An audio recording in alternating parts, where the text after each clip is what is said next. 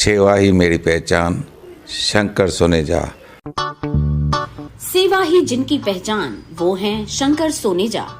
Free Malegaon का काढ़ा, free जोड़ों के दर्द का तेल, फ्री नसों के दर्द से छुटकारा पाने की पीने की दवा।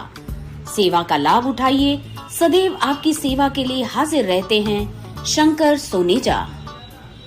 रिश्तो मीट वर वधू सम्मेलन जंहिंमें छोकरनि जूं एंट्रीज़ क्लोज थी चुकियूं आहिनि ऐं छोकिरियुनि जूं सिर्फ़ लिमिटेड सीट्स ई बचियूं आहिनि। इन करे जल्दी ही पंहिंजूं सीट्स अॼु ई बुक कराए छॾियो, छो त स्पॉट एंट्रीज़ स्ट्रिक्टली अलाउड कोन आहिनि।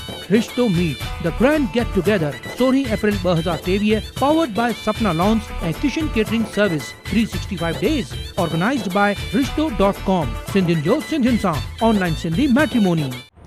नमस्कार, मैं राजेश दलवानी। आप देख रहे हैं उल्लास लाइन बुलेटिन। शहर की ताज़ा खबरें देखने के लिए हमारे न्यूज़ चैनल को जरूर सब्सक्राइब करें। इन दिनों उल्लासनगर राष्ट्रवादी कांग्रेस पार्टी में जमकर गुटबाजी हो रही है, जिसका खामियाजा पार्टी को आने वाले उल्लासनगर महानगर पालिका चुनाव में देखने को मिल सकता है, जहां पार्टी के अंदर कालानी गट और गंगोत्री गट ऐसे दो गट बन चुके हैं। कालानी गट को उल्लासनगर शहर की जिम्मेवारी है, तो गंगोत्री गट के भरत गंगोत्री और सोनिया धामी जी को प्रदेश में जिम्मेवारी सौंपी गई है। पर दोनों गट के नेता एक दूसरे पर तंज कसने का कोई मौका नहीं छोड़ते और अपने आप को दूसरे से बेहतर बताने की कोशिश की जाती है। पिछले दिनों राष्ट्रवादी कांग्रेस पार्टी उल्लासनगर महिला अध्यक्ष पद पर सीमा महेश आहूजा जी की नियुक्ति की गई थी। तब भी दोनों गट की तरफ से एक दूसरे के लिए तीखी आलोचना की गई, जहां शहर अध्यक्षा पंचम कालानी जी ने भी गंगोत्री गट के नेताओं को प्रदेश की राजनीति करने की हिदायत दी और उल्लासनगर की राजनीति हमको करने दे, ऐसा बयान पंचम कालानी की तरफ से दिया गया था। जहां भरत गंगोत्री जी की तरफ से भी इस हिदायत को लेकर तीखी प्रतिक्रिया दी गई है। पैनल 17 में कंक्रीट रास्तों के भूमि पूजन कार्यक्रम के दौरान पूछे जाने पर क्या बताया भरत गंगोत्री जी ने, आइए जानते हैं।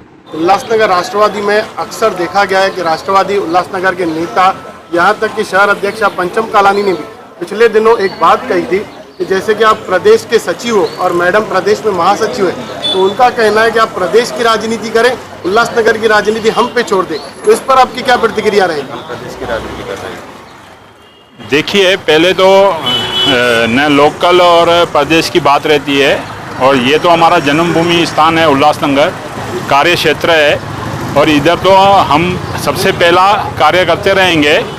और रही बात जो वो लोकल राजनीति, हमसे पुराने लोग हैं और इनको भी आज भी लोकल राजनीति में इंटरेस्ट है, तो मैं इस शहर का दुर्भाग्य समझता हूँ जिस शहर में एक सजा भोगी जिसको उम्र कैद सजा लगी हुई हो, ऐसे लोगों को स्कूल में चीफ गेस्ट करके बुलाया जाता है।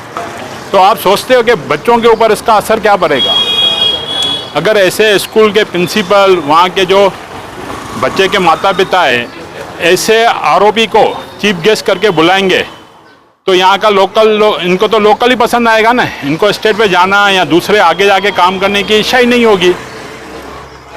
तो इसके कारण है जो इस शहर में ये लोग बार बार ऐसे लोगों के कारण इसी शहर के अंदर कुएं के मेंढक की तरह बन के काम करना पसंद करते हैं। इसके अलावा एक दूसरा मैंने पोस्ट देखा था जिसने खास पोस्ट किया था, एडवोकेट था। उस एडवोकेट को उसने एक पेट ऑक्सफोर्ड स्कूल की पोस्ट डाली थी जिसमें लिखा गया था कि पप्पू कालानी को चीफ गेस्ट करके बुलाया गया। आप सोचो, एडवोकेट आदमी जिसको कानून की कितनी जानकारी रहती है, मगर लाचारी है उसकी कि उसको नगर सेवक बनना है तो उसको ऐसे लोगों को कंधे पे उठा के चलना ही पड़ेगा। ये शहर की लाचारी है। ऐसे 22 नगर सेवक इस लाचारी से चलेंगे तो ऐसे लोगों को लोकल ही पसंद आएगा, उनको बाहर जाने की इच्छा ही नहीं होगी। तो ऐसी अगर राजनीति करनी है तो ऐसी राजनीति इनको ही मुबारक हो। वहीं इसी कार्यक्रम के दौरान प्रदेश महासचिव सोनिया धामी जी से भी जब यही सवाल किया गया तो उन्होंने भी क्या प्रतिक्रिया दी, आइए वह भी जानते हैं। मैडम, जैसे कि आज आपका जन्मदिन है, पहले तो हम आपको आपके जन्मदिन की शुभकामनाएं देंगे। उसके बाद मेरा एक सवाल रहेगा, जो थोड़ी देर पहले हमने भरत गंगोत्री जी से भी कहा, आप प्रदेश की महासचिव हैं, लेकिन यहाँ पे लोकल राजनीति के लिए कहा जाता है कि आप प्रदेश की राजनीति संभालिए, शहर की राजनीति हम संभालेंगे। तो इस पर आपकी क्या प्रतिक्रिया होगी? देखिए, सबसे पहले तो राजेश जी आपकी शुभकामनाओं के लिए बहुत मैं तहे दिल से धन्यवाद करती हूँ। आज जो हैं 2 महान पर्व हैं और मेरा आज जन्मदिन भी है।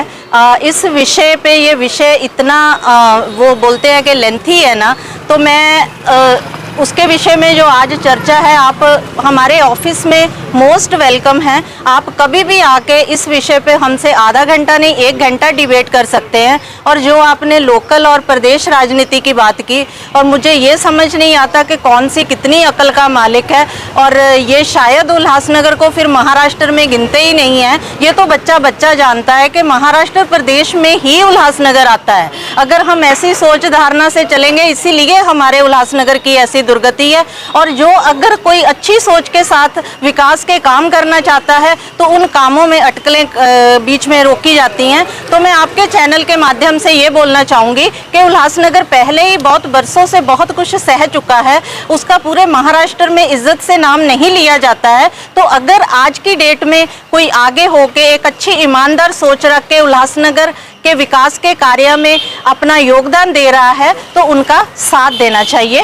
धन्यवाद। जो लोकल उल्लासनगर शहर की राजनीति है राष्ट्रवादी कांग्रेस पार्टी की, वहाँ के आला नेता होने दो, शहर अध्यक्ष होने दो, बार बार एक ही बयान देते मीडिया के सामने कि आप लोगों को प्रदेश की राजनीति करनी चाहिए, न कि शहर की राजनीति। तो आपकी प्रतिक्रिया क्या है? राजेश जी, सबसे पहला तो उनके नाम में एक संदेश आपके माध्यम से देना चाहता हूँ।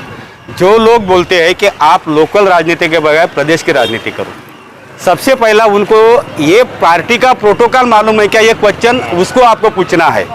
जो प्रदेश के प्रतिनिधि होते हैं उनको ऑल ओवर महाराष्ट्र में कहीं भी कार्य करने की उनका एक अधिकार है वो, और वो अधिकार के तहत गंगोत्री साहब और धामी मैडम उल्लासनगर शहर की राजनीति कर रहे हैं। और एक मैं बात बोलना चाहता हूँ, गठतट की जब बात आती है, वो गठतट की बात का जो उगम होता है वो उगम अच्छे और बुरे के बीच में होता है।